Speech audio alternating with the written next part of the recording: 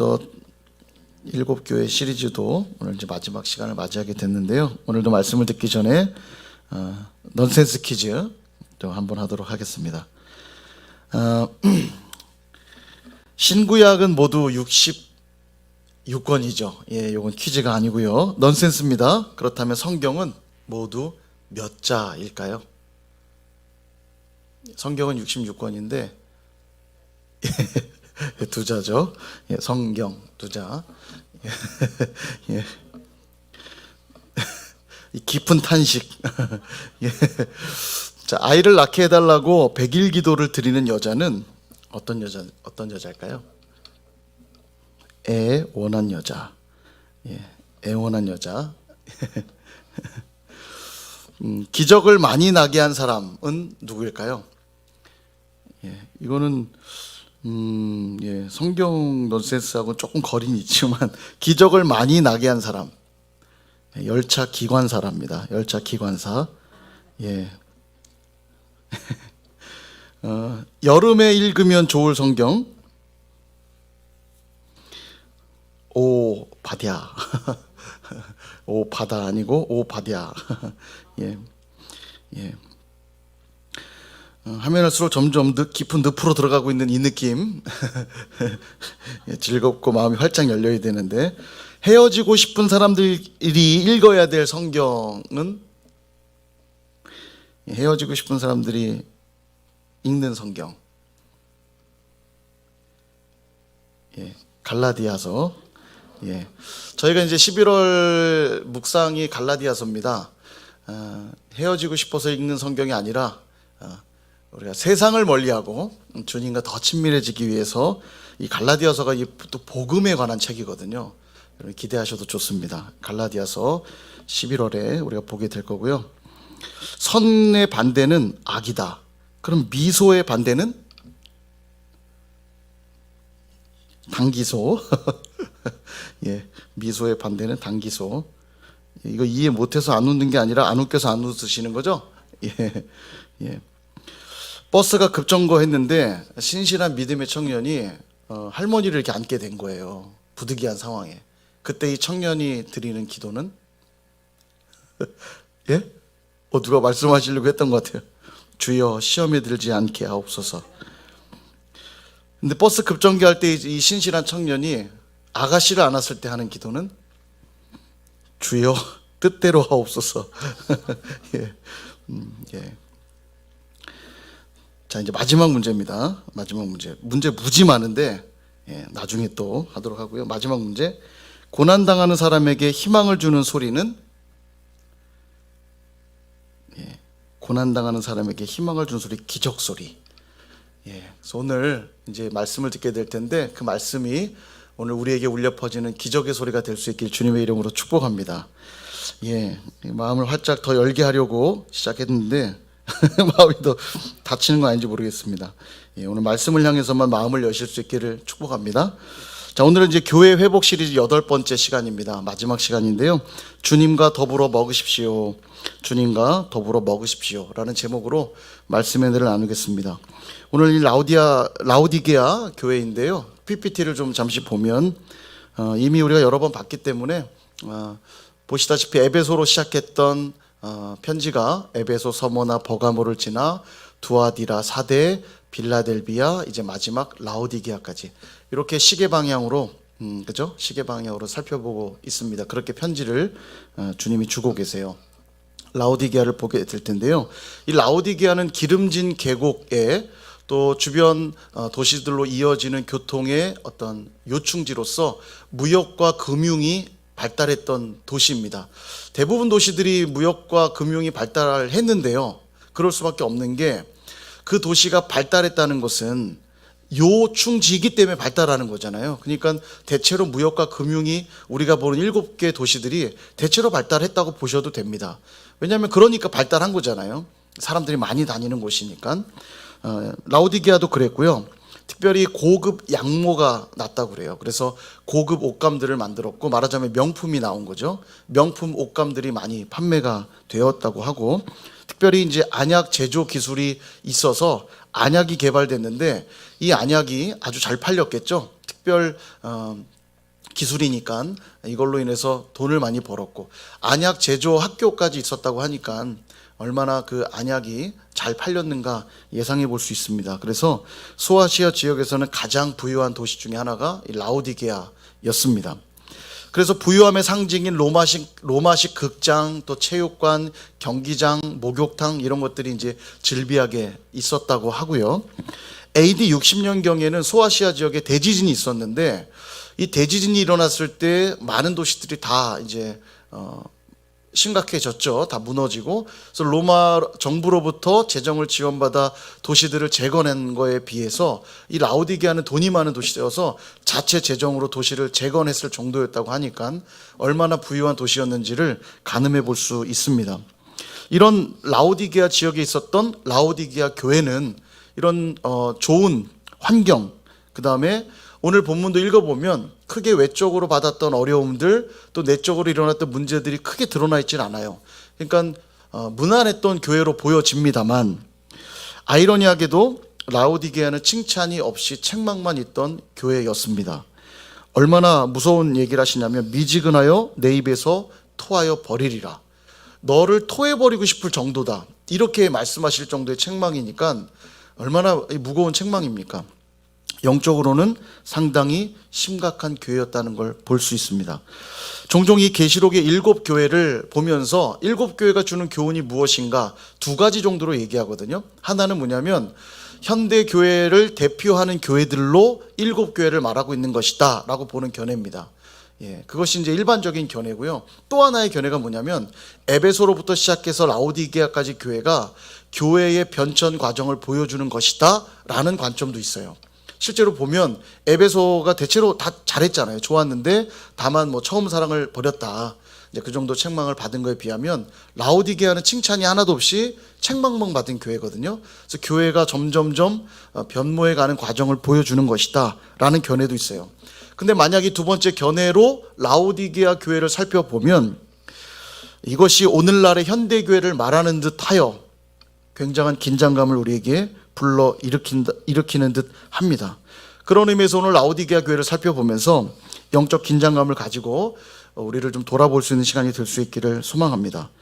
라오디게아 교회를 향해 말씀하고 계시는 주님이 어떤 분이라고 말씀하시냐면, 아멘이시오, 충성되고 참된 증인이시오, 하나님의 창조의 근본이신 이다, 이렇게 당신을 소개하고 계십니다. 뭐 아멘이란 말은 우리가 잘 알다시피 뭐 진실, 진리 이런 의미가 있죠. 그 다음에 충성되고 참된 증인, 뭐 아멘과 일맥상통하는 의미입니다. 근데 이 아멘이시오, 참되시고 충성됐다라는 표현을 딱 한마디로 정리할 수 있는 대목이 있어요. 어디냐면 우리가 이미 묵상했던 부분인데 계시록 19장에 가면 백마 탄 자가 나타나죠. 기억나시죠? 이 백마를 탄 자의 이름이 뭐였는지 기억하십니까? 충신과 진실이라, 이렇게 말하거든요. 그 백마 탄 자가 누굽니까? 우리 주님이시잖아요. 이제 심판하러 오시는 주님이거든요. 심판주로 오시는 주님의 이름이 충신과 진실이에요. 여기 지금 아멘이요, 충성되고 참된 증인이란 표현이 그 충신과 진실이란 말과 동일한 맥락입니다. 그러니까 주님이 심판주로 오시는 대목을 라오디게아를 향해서 당신을 보여주고 있는 거예요. 그러니까 경계심을 좀 가질 필요가 있죠. 또한 창조의 근본이신 이다, 이렇게 말씀하거든요. 의미는 이겁니다. 만물보다 먼저 계셨던 분이시고 우리 주님이, 또한 모든 만물이 주님 때문에 만들어졌고 또 모든 만물은 주님의 영광을 위해 존재한다, 이런 의미를 갖고 있는 거예요. 그러니까 물질, 성공, 건강, 지혜, 이 땅에 있는 그 모든 것들은 다 누구의 것입니까? 그리스도의 것이라는 겁니다. 다 그리스도의 것이라는 거예요. 한마디로 정리하면 주님은 모든 것을 창조하신 분이시고 또한 진실과 진리로 모든 걸 심판하시는 분이시다. 그래서 알파와 오메가다, 이렇게 주님의 이름이 붙여지는 거죠. 주님으로부터 시작된 모든 것은 주님으로부터 마무리된다라는 것을 분명하게 밝히고 계신 거예요. 그러니까 그분으로 말미암지 않는 모든 것, 그분과 관계되지 않는 모든 것, 그분 없이 행해지는 모든 것은 심각한 문제가 될 수밖에 없는 거예요. 모든 것은 그분께 예속되어 있는 것이니까요. 근데 지금 라오디게아가 그분과 관계없이 뭔가 돌아가고 있다고 책망받고 있는 겁니다. 그 책망이 시작이 되는데 첫 번째 책망은 이것입니다. 15절과 16절을 우리 한 번 더 읽어보도록 하겠습니다. 시작. 내가 내 행위를 아노니 내가 차지도 아니하고 뜨겁지도 아니하도다. 내가 차든지 뜨겁든지 하기를 원하노라. 내가 이같이 미지근하여 뜨겁지도 아니하고 차지도 아니하니 내 입에서 너를 토하여 버리리라. 아멘. 첫 번째 책망이 뭐냐면 내 행위가 차지도 뜨겁지도 않구나. 이게 첫 번째 책망이에요. 그러니까 뜨겁든지 차든지 하라. 이 말은 믿을 거면 제대로 믿고 안 믿을 거면 믿지 마. 이런 말이 아니에요. 왜냐하면 주님은 한 영혼을 끝까지 지금도 기다리시는 분이시잖아요. 근데 그 주님이 설마 야 믿지 말려면 믿지 마. 믿기 싫으면 아예 하질 마. 이렇게 말씀하실 리가 없잖아요. 그죠? 그 뜻이 아니고요. 이 말은 이미 우리가 새벽에 말씀을 살펴볼 때 보았지만 라오디게아의 그 상황들을 이해할 필요가 있습니다. 그림을 제가 준비했는데 보시면 라오디게아는 물이 부족한 지역이었어요. 그래서 주변 지역으로부터 물을 끌어왔는데 보시다시피 북동쪽에 있는 히에라볼리라고 하는 도시가 있었습니다. 지금은 파무칼레라고 하는 도시거든요. 온천으로 아주 유명한 관광 도시입니다. 지금 저 사진이 지금 파무칼레 사진들이에요. 멋있죠? 지금 하얀 저거는 석회인데 석회층을 이루고 있는 것 위에 온천이 이렇게 올라와서 저런 아름다운 광경을 보여주고 있는 거예요. 지금 되게 많이 관광을 그냥 오픈해 버려 가지고 많이 환경이 파괴된 것 때문에 심각한 문제가 있다고 말들을 하긴 하는데 어쨌든 파무칼레는 지금도 온천으로 유명한 관광 도시예요. 예전엔 저기가 이제 히에라폴리스라고 하는 도시였는데 그 도시로부터 뜨거운 물을 공급을 받았습니다. 라오디게아로. 라오디게아 물이 부족했기 때문에. 또 하나는 다음 사진 보시면 남동 쪽에는 골로새라고 하는 도시가 있었거든요. 우리가 알다시피 골로새서의 서신이 전달되었던 지역이 골로새인데 이 골로새는 지금 보시다시피 뒤편에 높은 산이 있고요. 지금 저기 마을들이 보이시는지 모르겠어요. 산 아래쪽에 이렇게 마을들이 보이잖아요. 지대가 꽤 높은데 높은 지대에 마을이 형성되고 그 뒤편에 큰 산이 이렇게 등지고 있는 거죠. 그래서 저 산에서 흘러나오는 냉천수가 있었습니다. 그러니까 이제 라오디게아에 히에라볼리로부터는 뜨거운 물을 공급받았고 지금 보시는 저 골로새로부터는 냉천수를 공급받은 거예요. 그런데 거리가 멀다 보니까 뜨거운 물로 출발하고 찬물로 출발은 하지만 어느 정도 오고 나면 이 물이 다 미지근해져 버리는 거예요. 뜨거운 물은 식어버리고 찬물도 그냥 뜨뜻미지근해지는 거죠. 더군다나 아까 보셨다시피 히에라볼리에선 석회수가 많기 때문에 그 물에 석회가 혼합되어 있기라도 할 때는 석회가 섞인 미지근한 물을 먹으면 토할 수밖에 없는 거예요. 이게 먹을 수가 없는 거죠. 제가 북경에 있을 때도 북경이 이제 석회수거든요. 물이 이렇게 끓이는 그 포트에다가 물을 담아 놓으면요. 나중에 하얀 이 때가 엄청 껴 있어요.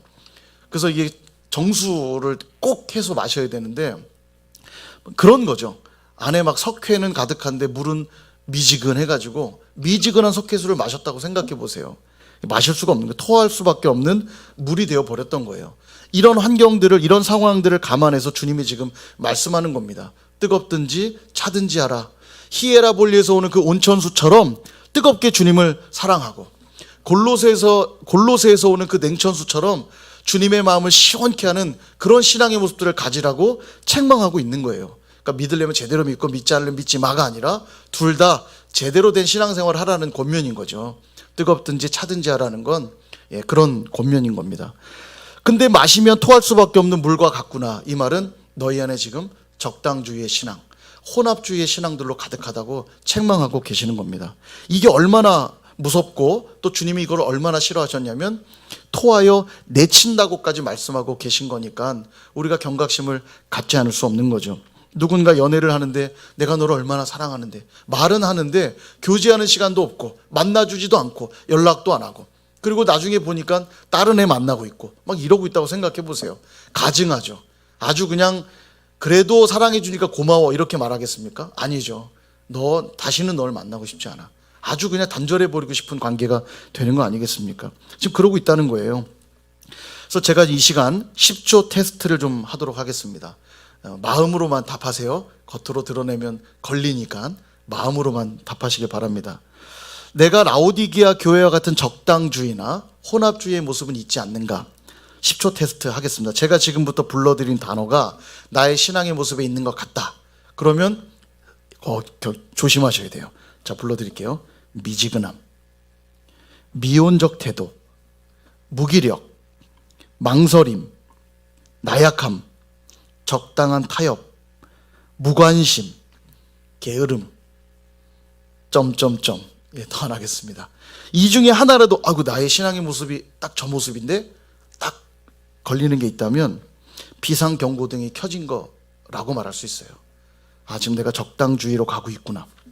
학교 수업을 들을 때 좋은 성적 받으려고 눈에 불을 켜고 선생님 수업을 들으면서도 예배 때 설교를 들을 땐 왜 이렇게 지루한지, 눈이 그냥 눈꺼풀이 그냥 천근만근 내려앉고 있고, 노래방 가서는 그 가사를 집중하면서 눈물을 쏟으며 감정에 충만해서 노래하면서도 찬양하는 시간은 왜 이렇게 지루한지, 입만 그냥 뻥긋뻥긋, 가사 내용이 뭔지도 신경도 안 쓰고, 친구들을 만날 때는 오늘 죽을 것처럼 최선을 다해서 놀면서도 교회 지체들 만나는 데는 관심도 없고 연락 한 번도 안 하고,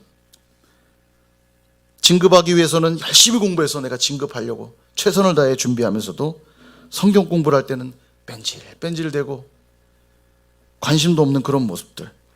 옆집 아줌마하고는 그렇게 2시간 3시간 수다를 잘 떨면서도 주님하고는 대화조차도 하지 않는, 기도하지 않는 그런 모습들이 있지는 않는지, 이런 모습들이 적당주의의 모습이라고 말할 수 있을 겁니다. 뜨겁든지 또 차든지 할 수 있기를 주님의 이름으로 축복합니다. 여러분, 두 번째 책망은 이거예요. 나는 부자라 부족한 것이 없다. 그들이 이렇게 말하고 있다는 거예요. 17절 말씀을 같이 한번 읽어보도록 하겠습니다. 시작. 네가 말하기를 나는 부자라 부유하여 부족한 것이 없다 하나 내 곤고한 것과 가련한 것과 가난한 것과 눈먼 것과 벌거벗은 것을 알지 못하는도다. 아멘. 그들은 정말 부유했습니다. 이미 앞서 제가 설명을 드렸죠. 무역과 금융이 발달했고 고급 양모가 나서 고급스러운 옷을 제작했으니까 명품 옷을 만들어낸 거죠. 그리고 또 치료제가 있었잖아요. 안약 같은 아주 특별한 치료제. 그러니까 부유한 도시였어요. 부유한 도시에 살던 성도였으니 라오디게아 교회도 부유한 교회였을 겁니다. 어떻게 알 수 있냐면요, 여러분 강남에 있는 교회 상상해 보세요. 가난한 교회일까요? 예, 강남에 있는 교회, 부자 교회일 수밖에 없어요. 성도들이 부유한 성도가 많거든요. 그리고 여러분 지역별로요, 국민소득을 이렇게 통계를 내기도 하거든요. 우리나라가 이제 3만 불 시대, 이제 국민소득이 3만 불 시대를 살고 있는데 그 도시별로 평균을 낸 그 자료가 통계가 있더라고요. 제가 좀 찾아보니까 서울이 4만 3천 불입니다. 4만 3천 불. 그러니까 평균보다 높죠. 근데 서울보다 더 높은 지역이 있어요. 어딘지 아세요? 인천일까요? 예, 인천이 아니고 울산입니다. 울산. 예, 거기 뭐 현대 완전 제국이잖아요. 거기 5만 불입니다. 5만 불. 그러니까 우리나라 평균이 3만인데 울산이 5만이에요. 실제로 울산에서 사역하는 이제 아는 분들 교회 소식을 들으면요, 페이가 무지 세요. 교회가 되게 부유해요. 왜냐하면 거기 계신 성도들이 다 부유하셔서 공부하며 공부 학비 다 대주고요, 집 다 대주고, 그 다음에 사례도 되게 세요. 그래서 지방이라고 우습게 볼 수가 없습니다. 예, 물론 울산 광역시지만 여러분 지역별로 그런 차이가 있는데요. 이 라오디게아가 그런 곳이었어요. 이게 부유한 도시입니다. 거기에 대체로 다 잘 살았기 때문에 교회도 부유한 그런 교회였던 거죠. 그러니까 그들이 말하는 거예요. 나는 부자라 부족한 것이 없어. 교회가 그렇게 말하고 있는 거예요. 주머니 사정은 넉넉했을지 몰라도 그것이 영적인 부유함으로 착각하고 있었다라는 거예요. 배는 불렀을지 몰라도 그들의 영적 상태는 어떠했습니까? 곤고했고 가련했고 가난했고 눈멀었고 벌거벗었다고 지금 주님이 지적하고 있는 겁니다. 그럼에도 왜 그들은 영적으로 그렇게 가난하고 곤고하고 가련하고 눈멀고 벌거벗은 것 같았음에도 자신들은 부족한 게 없다고 생각했을까요? 왜? 그들은 잘못된 가치관을 가지고 있었기 때문입니다. 영적 진단이 그러니 잘못될 수밖에 없죠. 가치관이 잘못되어 있으니까 그들은 자신들이 누리고 있는 그 부유함이 하나님이 준 복이라고 착각하고 있는 거예요. 그러니까 실제로 영적으로는 가련한 자들임에도 진단을 잘못하고 있는 겁니다. 그들이 가지고 있었던 뭐 기술, 재능, 물질, 하나님 주신 복이 맞습니다. 하나님 주셔야만 또 누릴 수 있는 것들도 맞아요. 그러나 그것이 주님을 위해 살기 위한 수단이고 도구라는 걸 잊지 말았어야 했는데, 그들은 그것 자체가 목표가 되어 있었으니까 나는 부자라, 그러니 부족할 게 더 이상 없어, 이렇게 말하고 있는 거예요.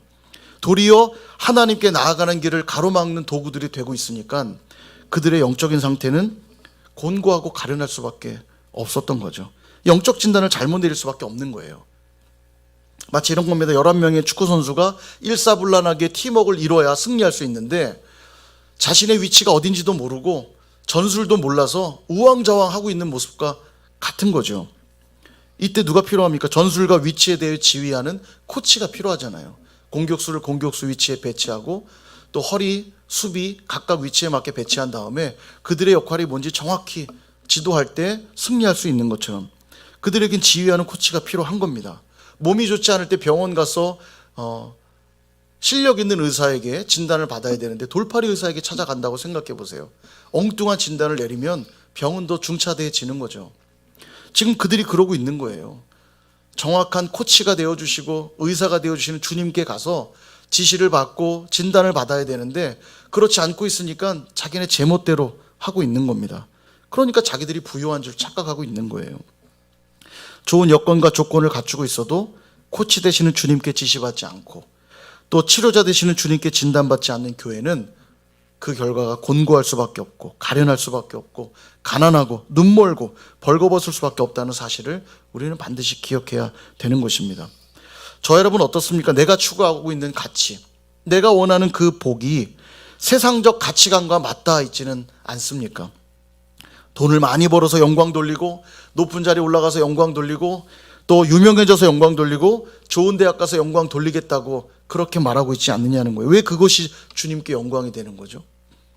주님이 그렇게 하라고 말씀하고 계십니까? 돈을 많이 벌면 내가 영광 받을게라고 말씀하시나요? 그렇지 않죠. 그러면 돈을 많이 번 불교 신자는 무엇이고 높은 자리에 올라간 천주교 신자는 무엇이며 유명해진 이슬람 신자는 뭐고 좋은 대학에 들어간 불신자들은 어떻게 설명할 겁니까? 그들은 누구의 영광을 돌리는 것입니까?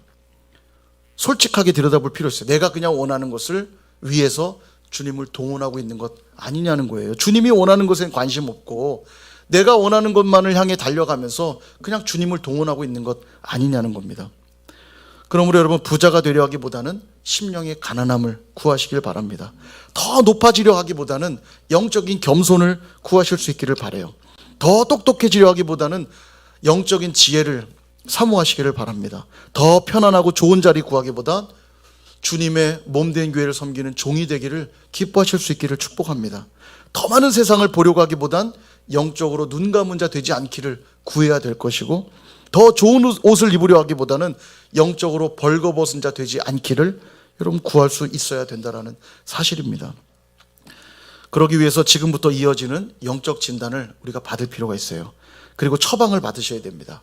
자, 주님이 내려주시는 처방을 우리 한번 받아볼게요. 세 가지를 사라고 우리에게 말씀하시는데요. 우리 18절 말씀 같이 한번 읽어보겠습니다. 시작. 내가 너를 권하노니 내게서 불로 연단한 금을 사서 부유하게 하고 안약을 사서 눈에 발라 보게 하라. 아멘. 자, 세 가지를 사라고 말하는 첫 번째는 불로 연단한 금을 사라고 하시고 두 번째는 흰 옷을 사라고 말씀하시고 세 번째는 안약을 사라고 말씀하세요. 불로 연단한 금을 사라는 의미는 뭘까요? 그들은 이미 엄청난 부를 누리고 있었죠. 그러나 불타 없어져 버릴 것들, 그것들 의지하지 말고 불로 연단한 금, 곧 참 믿음을 가지라고 그렇게 말씀하고 있는 겁니다. 그게 진짜 부요함이라고 가르치고 계신 거예요. 너희들 주머니에 채워진 그 돈이, 그 부가 진짜 부요함이 아니라 불로 태워도 없어지지 않는 그 믿음, 그게 진짜 부요함이라는 거예요. 신앙생활에 가장 중요한 것 믿음이잖아요. 주님이 우리의 믿음을 보시거든요. 다른 거 안 보세요. 얼마나 돈이 많은지, 얼마나 잘생겼는지, 얼마나 유명한지 이런 것들을 보시지 않잖아요. 우리의 믿음 보시잖아요. 이스라엘 백성들이 광야에서 엄청난 기적들을 많이 경험했는데도요, 그들은 광야에서 다 망하고 멸망당했어요. 이유가 뭐라고 성경이 말하냐면 믿음과 결부시키지 못했기 때문이다. 믿음이 없었기 때문에 그들을 망한 거라고 말씀하고 있는 것입니다.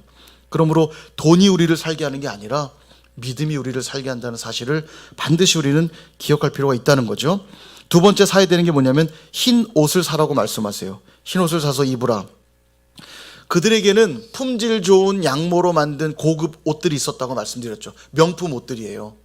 예, 그 명품 옷들, 너희들 그것을 입고 자랑하는지 몰라도 너희들이 입어야 될 옷은 그런 옷이 아니라 죄의 수치와 양심의 고통을 가릴 수 있는 예수 그리스도의 보혈로 만든 의의 옷을 입으라고 지금 말씀하고 있는 것이에요. 오늘도 나를 커버해 줄 것 같은 것들, 명품, 또 외모. 여러분, 이 외모 문제가 얼마나 심각한지 몰라요. 제가 지난주에 그것이 알고 싶다를 봤더니요,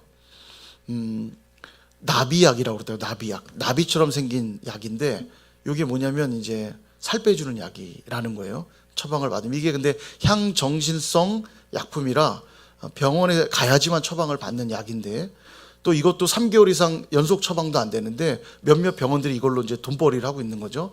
근데 왜 돈벌이를 하냐? 너무 많은 사람들이 이거 찾는 거예요. 병원 문이 열기도 전에 줄을 서야 되고요. 줄을 서서 약을 받기까지 걸린 시간 6시간. 막 이 정도로 그 약을, 그냥 인터뷰를 해보니까 이걸 먹으면 이제 자기가 더 아름다워질 수 있다 믿는 거죠. 이제 다이어트 약이라 알려져 있으니까요. 근데 이게 이제 일종의 마약류 약이라 이거 먹으면 이제 문제가 많이 발생하는 거예요. 막 몸에 부작용이 너무 많고 문제가 이제 생기는 거죠. 그래서 그거를 이제 고발하는 그런 내용이었는데, 그 중에 한 청소년이 그래요. 연예인들처럼 이제 되고 싶어서 그 프로아나라고 그들은 용어를 붙였더라고요. 프로아나. 뭐냐면 거식증을 추구하는 사람들의 어떤 그런 거예요. 이제 거식증을 추구하다 뭐 이런 의미인데, 프로아나. 자기 키에 빼기 120이 가장 아름다운 몸무게라는 거예요. 빨리 빼보세요. 빨리 빼보세요. 근데 그 친구가 155인데 키가 120 빼면 몇입니까? 35인가요? 35kg. 그래서 자기의 꿈은 뭐냐면 스타킹을 신었을 때 스타킹이 이렇게 막 우는 정도의 다리가 되는 게 자기 목표래요. 완전 거식증 환자인 거죠. 거식증 환자. 약을 계속 먹으면서 음식을 거부하는 거예요. 계속. 그리고 정 배고프면 음식을 딱 이렇게 입안에서 맛만 보고 뱉어낸대요. 그리고 혹시라도 먹으면 토하고. 이게 오늘날 청소년들의 모습인데요. 그들의 문제입니까? 우리 사회가 지금 외모 지상주의로 가니까 아이들이 그것만 갈망하는 거 아니에요. 정말 심각한 사회에 있습니다. 제가 요한계시록을 묵상해서 그런지 그게 가볍게 안 보이더라고요. 말세로 가면 갈수록 점점 이 현상들은 더해갈 겁니다. 그러니까 외모로 꾸미고 보여주는 것들로 꾸미려고 끊임없이 흘러가는 이 시대 속에서 주님은 그게 너희들이 입어야 될 옷이 아니다. 너희들이 입어야 될 옷은 뭐냐면 죄의 수치와 양심의 고통을 가릴 수 있는 유일한 한 가지, 예수 그리스도의 보혈로 만든 의의 옷을 입으라고 말씀하고 계신 거예요. 그런데도 우리는 여전히 학벌, 가문, 또 자동차, 아파트, 명품 이런 것들로 자기의 존재의 어떤 커버의 내용들을 삼으려고 하지만 그렇지 않다라는 겁니다. 그리스도의 보혈의 의의 옷을 입어야 된다는 거예요. 마지막 세 번째 사야 될 게 뭐냐면 안약을 사서 눈에 바르라, 이렇게 말씀해요. 아까도 말씀드렸지만 여기 지역에서 나온 특별한 기술로 만든 안약, 이것 때문에 그들 부유해지기도 했고요. 그들의 자랑이었을 거예요, 이 안약은. 근데 정말로 필요한 건 육신의 눈을 뜨게 하는 안약이 아니라는 겁니다. 너희들의 영적인 눈을 떠야 하나님의 나라를 볼 수 있다는 거예요. 아무리 시력이 좋아도 하나님의 나라를 볼 수 없다면 너희들은 그저 맹인일 뿐이다. 주님의 말씀이기도 하지 않습니까? 아무리 교회에서 교회 일을 한다 해도요, 세상적 가치관을 가지고 일하잖아요. 그럼 그것은 세속적인 일이 되고 말 겁니다. 여기 지금 안약을 바르라고 하는 말은 하나님 나라의 가치관을 가지라고 하는 뜻이거든요. 어떤 일을 할 때 하나님 나라의 가치관을 가지고 행하라는 거예요. 그러니까 교회에서 일을 할 때에도 세상적 가치관을 가지고 일한다면 그건 세속적인 일이 될 것이지만, 세상에 나가서 일을 해도 하나님 나라의 가치관으로 일하면, 하나님 나라의 가치관으로 공부하면 그 일들은 또 하나님의 나라를 위한 일들이 되는 것입니다. 이게 너무너무 중요한 거예요. 하나님 나라의 가치관에 안경을 쓰고 바라보고 행하실 수 있기를 축원드립니다. 사랑하는 여러분, 오늘 세 가지를 사라고 말씀했죠. 불로 연단한 금, 믿음의 문제라고 그랬죠. 흰 옷, 이것은 보혈에 의해 옷이라고 말씀드렸습니다. 또 안약은 하나님 나라의 가치관이라고 말씀을 드렸죠. 이 세 가지를 사야 돼요. 여러분 이걸 어떻게 살 수 있을까요? 그러면 이사야서 55장 1절 우리 이 말씀을 같이 한번 읽어보도록 하겠습니다. 시작. 오호라 너희 모든 목마른 자들아 물로 나아오라. 돈 없는 자도 오라. 너희는 와서 사 먹되 돈 없이 값 없이 와서 포도주와 젖을 사라. 아멘. 여러분 어떻게 살 수 있습니까? 이 말씀대로라면 어떻게 살 수 있어요? 오라. 나오라. 나오기만 하면 되는 거예요. 공짜입니다. 돈 없이 값 없이 주시겠대요. 공짜니까 얼마나 좋아요. 그죠? 싫으세요? 받는 입장에서나 공짜지 사실은 공짜 아닙니다. 하나님이 값을 이미 다 지불하셨어요. 아들 예수 그리스도 십자가에 못 박아 죽이셨잖아요. 이미 값을 지불했기 때문에 우리에게 공짜일 뿐이지 가치 없다는 뜻이 아니에요. 너무너무 큰 가치인 겁니다. 이건요. 이 값을 안다면 어떻게 구하지 않을 수 있겠어요? 길 밖에서도 공짜로 뭘 나눠준다고 마이크에 확성기에 대고 자 여러분 뭐 하면서 뭐 나눠준다고 막 화장지를 공짜로 드립니다 이러면 달려나가실 거 아니에요. 화장지 받으러. 안 나가시는구나. 예, 화장지 정도는 제가 비유를 잘못 드렸네요. 자동차를 한 대씩 공짜로 드립니다. 나가시겠죠. 이미 이판성 목사님이 다 값을 치렀기 때문에 받아가시기만 하면 됩니다. 안 받아가실 거예요? 선일교회 성도들에게 우선권을 드립니다. 그래도 반응이 없으시네. 자동차 정도로도 안 되나요? 당장 가지 않겠어요? 열쇠 받고 저 선일교회 성도라고. 저 빨리 달라고. 그죠? 자동차를 준다고 그래도 그러는데 영원한 생명을 주신다고 아들을 내어주셔서 값을 다 지불하시고 우리에게 한 가지만 요구하시는 거예요. 내게로 나아오라. 돈 없이 값 없이 나아오기만 하면 내가 너에게 믿음을 줄 것이고 내가 너에게 보혈의 의의 옷을 입혀줄 것이고 내가 너에게 하나님 나라의 가치관을 허락해 줄 것이다. 여러분 이 은혜를 놓치니까 이 은혜를 자꾸 잊어버리니까 은혜의 고백보다 불평이 자꾸 나오는 거 아닙니까? 주님께 안 나오는 거예요. 이 가치가 얼마나 큰지 모르니까 주님께 안 나오는 거예요. 나오기만 하면 주신다는데. 그러므로 다음에 나올 때는 옆에 한 분씩 더 손 꼭 붙잡고 나오시길 바랍니다. 돈 없이 값 없이 나오기만 하면 주신대. 휴지 받으러만 나가지 말고 은혜 받으러 나가자. 권면하셔야 돼요. 이 은혜의 자리를 어떻게 나 혼자만 누릴 수 있겠습니까? 그죠? 이 땅에선 도저히 구할 수 없는 불로 연단한 금, 믿음, 또 보혈의 옷, 하나님 나라의 가치관, 이 땅에선 구할 수 없는 거예요. 근데 이 귀한 것을 여기서 나눠주신다는데 어떻게 안 나오실 수 있겠어요? 미련한 거 아닙니까? 기억하십시오. 잠시 잠깐 누리는 특권 정도가 아니라 이것은 영원히 누리게 될 복이라는 사실을 반드시 기억하실 수 있기를 축복합니다. 그래서 오늘 주님은 19절에서 말씀하는 거예요. 사랑하는 자를 책망하여 징계하노니 열심을 내서 회개하라. 사랑하기 때문에 내가 이렇게 책망하는 거라고 말씀하는 거예요. 내가 너 미워서 혼내는 게 아니라 내가 너를 사랑하기 때문에 더 이상 멀리 가면 안 되기 때문에 사랑하는 마음으로 내가 책망하는 거니까 뭐 해라? 회개하라는 거예요. 회개하라. 그래서 어떤 회개를 해야 되냐? 바로 20절의 내용입니다. 우리 20절 너무 중요한데 같이 한번 또 읽어보겠습니다. 시작. 볼지어다 내가 문 밖에 서서 두드리노니 누구든지 내 음성을 듣고 문을 열면 내가 그에게로 들어가 그와 더불어 먹고 그는 나와 더불어 먹으리라. 아멘. 더 이상 주님을 문 밖에 세워두지 말고 이제 문을 열어 그 주님을 모셔드리고 주님과 함께 더불어 먹으라는 거예요. 이게 회개의 내용입니다. 성화를 하나 준비했습니다. 여러분 보시면 유명한 성화죠. 홀만 헌트라고 하는 분이 너무 찌그러졌다요.